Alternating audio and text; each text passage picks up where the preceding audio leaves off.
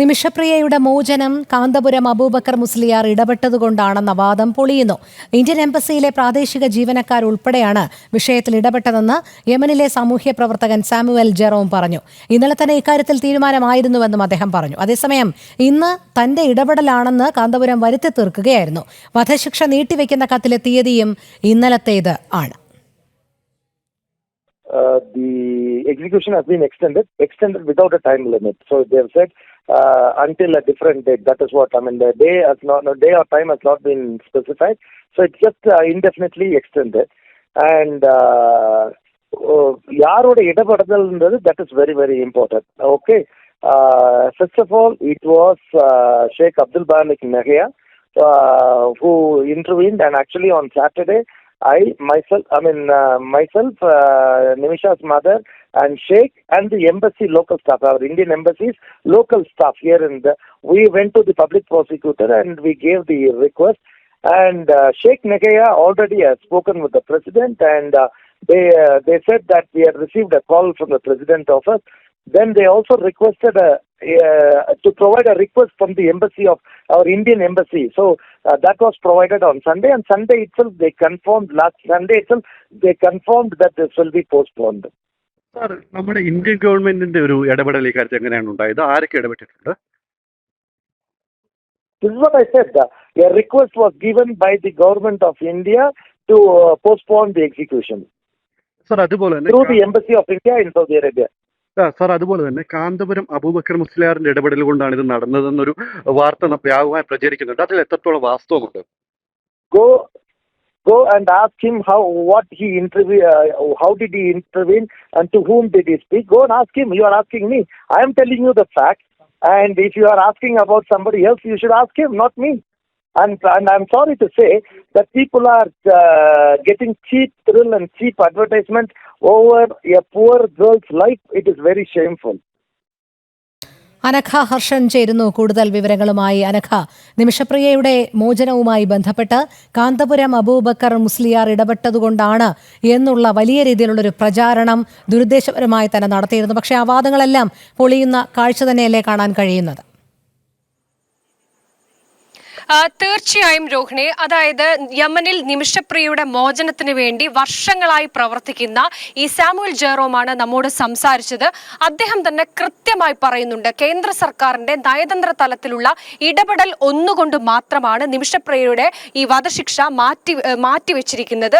അല്ലാതെ ഈ വിഷയവുമായി ബന്ധപ്പെട്ട് മറ്റൊരാൾക്കും പങ്കില്ല. മറ്റൊരു വ്യക്തിയുടെയോ മറ്റാളുകളുടെയോ ഒരു രീതിയിലുള്ള നീക്കവും നിമിഷപ്രിയയുടെ ഈ വധശിക്ഷ മാറ്റിവെച്ചതിൽ ഉണ്ടായിട്ടില്ല എന്നാണ് സാമുവൽ ജെറോം പറയുന്നത്. മാത്രമല്ല, അദ്ദേഹം എടുത്തു പറയുന്നുണ്ട് ഗവർണറുടെ ഇടപെടൽ ഉണ്ടായിട്ടുണ്ട്, ചാണ്ടി ഉമ്മനുമായി സംസാരിച്ചിട്ടുണ്ട്. അങ്ങനെ ആ രീതിയിൽ കൃത്യമായി ഈ വിഷയത്തിൽ ആരൊക്കെ ഇടപെട്ടിട്ടുണ്ട് എന്ന് അദ്ദേഹം എടുത്തെടുത്ത് പറയുന്നുണ്ട്. പക്ഷെ അപ്പോൾ പോലും ഇത്തരത്തിൽ കാന്തപുരം അബൂബക്കർ മുസ്ലിയാരുടെ ഒരു ഇടപെടൽ ഈ വിഷയത്തിൽ ഉണ്ടായിട്ടുണ്ടെന്ന് എവിടെയും പറയുന്നില്ല. ഇത്തരത്തിൽ ഈ കാന്തപുരം അബൂബക്കർ മുസ്ലിയാരുടെ ഒരു ഇടപെടൽ നിമിഷപ്രിയയുടെ ഈ വധശിക്ഷ മാറ്റിവെക്കുന്നതുമായി ബന്ധപ്പെട്ട് ഉണ്ടായിട്ടുണ്ടോ എന്ന ചോദ്യത്തിന് അദ്ദേഹം കൃത്യമായി പറയുന്നുണ്ട്, കേന്ദ്ര സർക്കാരിന്റെ ഇടപെടൽ കൊണ്ട് മാത്രമാണ് ഈ വധശിക്ഷ മാറ്റിവെച്ചിരിക്കുന്നത്. ഇങ്ങനെ നിങ്ങൾ ഈ ചോദ്യം ചോദിക്കേണ്ടത് അവരോടാണ്. ആരുമായാണ് ഈ കാന്തപുരം അബൂബക്കർ മുസ്ലിയാർ ചർച്ച നടത്തിയിരിക്കുന്നത്, ആരാണ് ഇടപെട്ടിരിക്കുന്നത് എന്നതടക്കമുള്ള കാര്യങ്ങൾ അദ്ദേഹത്തോട് തന്നെ ചോദിക്കൂ എന്ന് കൂടി അദ്ദേഹം പറയുന്നുണ്ട്. എന്തായാലും ഈ നിമിഷപ്രിയയുടെ മോചനവുമായി ബന്ധപ്പെട്ട് വലിയ രീതിയിൽ ഈ കാന്തപുരം അബൂബക്കർ മുസ്ലിയാരുടെ ഇടപെടൽ ഒന്നുകൊണ്ട് മാത്രമാണ് നിമിഷപ്രിയയുടെ വധശിക്ഷ നീട്ടിവെച്ചിരിക്കുന്നത്.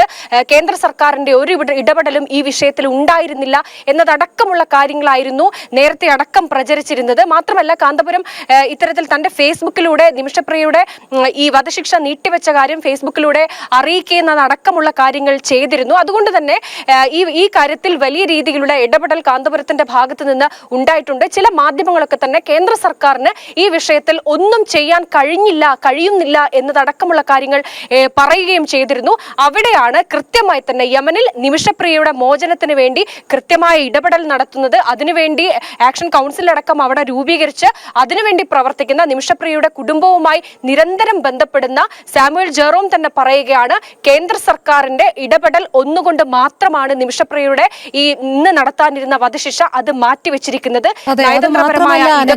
നമുക്കറിയാം ഏത് രീതിയിലുള്ള ഒരു സർക്കാരാണ് യമനിലുള്ളത് എന്നുള്ളത്. ഏതെങ്കിലും ഒരു സാമുദായിക നേതാവിന് അങ്ങനെ വിളിച്ചു പറഞ്ഞൊരു തീരുമാനത്തിലെത്താൻ കഴിയുന്ന ഒരു സാഹചര്യം ഒന്നുമല്ല അവിടെയുള്ളത് എന്നുള്ളതും അറിയാം. അതുകൊണ്ട് തന്നെയാണ് കേന്ദ്ര സർക്കാർ തുടക്കം മുതൽ വളരെ കൃത്യമായ ഒരു ഇടപെടൽ അതിന്റെ പ്രോപ്പർ വേയിൽ കൂടെ തന്നെ നടത്തിക്കൊണ്ടിരിക്കുന്നത്.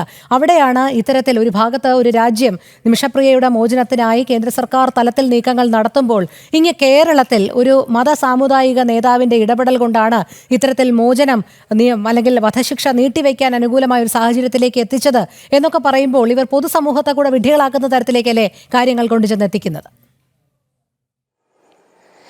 രോഹിണി, തീർച്ചയായും. അതായത് നേരത്തെയൊക്കെ തന്നെ കൃത്യമായി ഈ രീതിയിലൊരു പ്രചരണമായിരുന്നു സമൂഹ മാധ്യമങ്ങളിലടക്കം മറ്റു മാധ്യമങ്ങളിലടക്കം.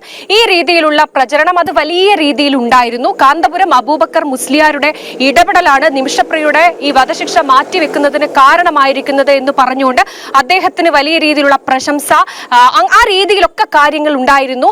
അപ്പോൾ ഏറ്റവും ഒടുവിലാണ് ഈ വാർത്ത വലിയ രീതിയിൽ പ്രചരിക്കുന്ന സമയത്താണ് കൃത്യമായി സാമുവൽ ജെറോം തന്റെ ഫേസ്ബുക്കിലൂടെ അങ്ങനെയല്ല, കാര്യങ്ങളുടെ കിടപ്പ് അങ്ങനെയല്ല, കേന്ദ്ര സർക്കാരിന്റെ ഇടപെടൽ കൊണ്ടാണ് ഈ വധശിക്ഷ നീട്ടിവെച്ചിരിക്കുന്നത് എന്ന് പറഞ്ഞുകൊണ്ട് ഫേസ്ബുക്കിൽ ഒരു പോസ്റ്റ് ഇടുകയും ഫേസ്ബുക്കിൽ അദ്ദേഹം തന്നെ വന്ന് പറയുകയും ഒക്കെ തന്നെ ചെയ്തിരിക്കുന്നത്. അതോടെയാണ് ഇവർ ഉയർത്തിക്കൊണ്ടുവന്നിരിക്കുന്ന ഇവരുടെ വാദം പൊളിയുന്നത്.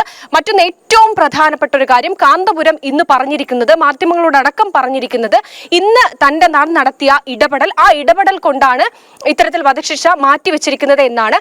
പക്ഷേ നമുക്ക് ലഭിച്ചിരിക്കുന്ന ഈ വധശിക്ഷ മാറ്റിവെച്ചുകൊണ്ട് യമനിൽ നിന്ന് പുറപ്പെടുവിച്ചിരിക്കുന്ന ആ ഉത്തരവിൽ ഏറ്റവും മുകളിൽ സൈഡിൽ ഈ ഉത്തരവ് പുറപ്പെടുവിച്ച ആ തീയതി കൊടുക്കുന്നുണ്ട്. ആ തീയതിയിൽ കൃത്യമായി പറയുന്നുണ്ട് 14, അതായത് ഇന്നലെയാണ് ആ ഉത്തരവ് പുറപ്പെടുവിച്ചിരിക്കുന്നത്. അങ്ങനെ നോക്കുമ്പോൾ ഈ കാന്തപുരം അബൂബക്കർ മുസ്ലിയാർ അടക്കമുള്ളവർ പറഞ്ഞിരിക്കുന്ന കാര്യങ്ങൾ വാസ്തവ വിരുദ്ധമാണ് എന്ന് ആ ഒരൊറ്റ കാര്യത്തിൽ നിന്ന് തന്നെ വ്യക്തമാണ്. മാത്രമല്ല സാമുവൽ ജെറോമും ഇത് അദ്ദേഹം നമ്മോട് സംസാരിച്ചപ്പോഴും അദ്ദേഹം ഈ കാര്യം തന്നെ എടുത്തു പറയുന്നുണ്ടായിരുന്നത്. ഈ കഴിഞ്ഞ ദിവസം തന്നെ ഇത്തരത്തിൽ ഈ വധശിക്ഷ നീട്ടിവെക്കുന്നതുമായി ബന്ധപ്പെട്ട ചർച്ചകളും അതുമായി ബന്ധപ്പെട്ട തീരുമാനങ്ങളും ഒക്കെ തന്നെ നടന്നിട്ടുണ്ട് എന്നുകൂടി പറയുന്നുണ്ട്. എന്തായാലും ഈ വാദങ്ങൾ മുഴുവൻ പൊളിയുന്ന തരത്തിലുള്ള ഏറ്റവും വലിയൊരു തെളിവ് നമുക്ക് ലഭിച്ചിട്ടുണ്ട്. അതാ മോചനവുമായി ബന്ധപ്പെട്ട് യമനിൽ നിന്ന് കിട്ടിയിരിക്കുന്ന ആ ഒരു ഉത്തരവാണ്. ആ ഉത്തരവിൽ കൃത്യമായി എന്നാണ് ഇത് പുറപ്പെടുവിച്ചിരിക്കുന്നത് എന്ന് പറയുന്നുണ്ട്. ആ തീയതി അത് 14-ാം തീയതിയാണ്, ഇന്ന് 15-ാം തീയതിയാണ്. അതായത് ഇന്നലെയാണ് ആ ഉത്തരവ് പുറപ്പെടുവിച്ചിരിക്കുന്നത്. അങ്ങനെ നോക്കുമ്പോൾ കാന്തപുരം പറഞ്ഞിരിക്കുന്നത് ഇന്ന് താൻ നടത്തിയിരിക്കുന്ന ഇടപെടൽ കൊണ്ടാണ് ഈ വധശിക്ഷ നീട്ടിവെച്ചിരിക്കുന്നത് എന്നാണ്. ആ വാദം അവിടെ തന്നെ പൊളിയുകയാണ്. എന്തായാലും ഈ വിഷയത്തിൽ കേന്ദ്ര സർക്കാരിന്റെ മുന്നിൽ 3 കാര്യങ്ങളായിരുന്നു ഉണ്ടായിരുന്നത്. അതിൽ ഏറ്റവും പ്രധാനപ്പെട്ടത് ഇന്ന് നിശ്ചയിച്ചിരിക്കുന്ന നിമിഷപ്രിയയുടെ വധശിക്ഷ അത് നീട്ടിവെക്കണം. മറ്റൊന്ന്, നിമിഷപ്രിയ ഈ കൊല്ലപ്പെട്ട യമൻ പൗരന്റെ കുടുംബവുമായി ചർച്ച നടത്തണം. ഈ ദയാധനം വാങ്ങുന്നതിന് അവരെ പ്രേരിപ്പിക്കണം. പിന്നീട് ഇത് നൽകി നിമിഷപ്രിയയെ അവിടെ നിന്ന് മോചിപ്പിക്കണം. ഇത്തരം 4 കാര്യങ്ങളായിരുന്നു കേന്ദ്ര സർക്കാരിന്റെ മുന്നിലുണ്ടായിരുന്നത്. അതിൽ ഒന്നാമത്തെ കാര്യം അത് നയതന്ത്രപരമായി മാത്രം നടക്കുന്ന കാര്യങ്ങളാണ്. അത് കേന്ദ്ര സർക്കാർ വൃത്തങ്ങൾക്കടക്കം അത് പരസ്യമായി പൊതുമധ്യത്തിൽ വന്ന് പറയാൻ സാധിക്കില്ല. അത് മുന്നോട്ടുള്ള മോചനത്തിനടക്ം വലിയ രീതിയിൽ ഭീഷണിയാകും. അതുകൊണ്ടാണ് ഇത്തരത്തിൽ വലിയ പരസ്യം നൽകാത്തത്. മറ്റൊന്ന്, ഈ യമൻ പൗരന്റെ കുടുംബവുമായി സംസാരിക്കുന്ന അതിൽ മതപണ്ഡിതരുടെ ഒരു ഇടപെടൽ വേണമെന്ന് കേന്ദ്ര സർക്കാർ ആദ്യം തന്നെ പറയുന്നുണ്ടായിരുന്നു. പക്ഷേ അങ്ങനെ നോക്കുമ്പോൾ പോലും ഈ യമൻ പൗരന്റെ കുടുംബം ഇപ്പോഴും ഈ ധനം വാങ്ങുന്നതിന് സമ്മതിച്ചിട്ടില്ല. ഇത്തരത്തിൽ കാന്തപുരം അബൂബക്കർ മുസ്ലിയാരുടെയൊക്കെ ഒരു ഇടപെടൽ ഈ വിഷയത്തിൽ ഉണ്ടായിരുന്നെങ്കിൽ എന്തുകൊണ്ടും ആ യമൻ പൗരന്റെ കുടുംബം ആ ദയാധനം വാങ്ങുന്നതിലേക്ക് എത്തുമായിരുന്നു. പക്ഷേ ഇതുവരെ അത് എത്തിയിട്ടില്ല. അതിൽ നിന്നൊക്കെ തന്നെ കൃത്യമായ കാര്യങ്ങൾ വ്യക്തമാണ് രോഹിണി. അതായത് കേന്ദ്ര സർക്കാരിന്റെ ഇടപെടൽ, ഗവർണറുടെ ഇടപെടൽ, അത്തരത്തിലുള്ള ഇടപെടൽ കൊണ്ട് മാത്രമാണ് ഇന്ന് നടക്കാനിരുന്ന നിമിഷപ്രിയയുടെ വധശിക്ഷ മാറ്റിവെച്ചത്. അതെ, തീർച്ചയായും. അനഘ ഹർഷനാണ് വിവരങ്ങൾ നൽകിയത്.